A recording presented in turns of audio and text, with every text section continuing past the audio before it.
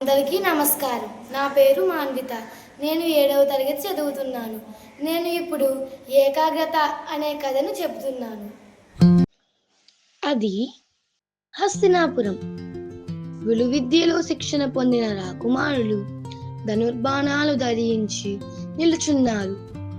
దూరంగా చెట్టు, దాని మీద పక్షి బొమ్మ ఉంది. ద్రోణుడు ముందుగా ధర్మరాజుతో, రాకుమారా, చెట్టును గమనించు, నీకేం కనబడుతున్నాయి అని అన్నాడు. పక్షితో పాటు చెట్టు, కొమ్మలు, ఆకులు కూడా కనబడుతున్నాయని ధర్మరాజు సమాధానం చెప్పాడు. తరువాత దుర్యోధనుడు, భీముడు మొదలైన శిష్యులందరినీ అదే విధంగా ద్రోణుడు అడిగాడు. వారు కూడా తమకు అన్నీ కనబడుతున్నాయని చెప్పారు. తరువాత ద్రోణుడు అర్జునుడితో, నీకు చెట్టు కనబడుతుందా అని ప్రశ్నించాడు. లేదని సమాధానం చెప్పాడు. మరి కొమ్మలు, ఆకులు కనబడుతున్నాయా అని ద్రోణుడు అన్నాడు. లేదని సమాధానం ఇచ్చాడు. మరి పక్షి కనబడుతుందా?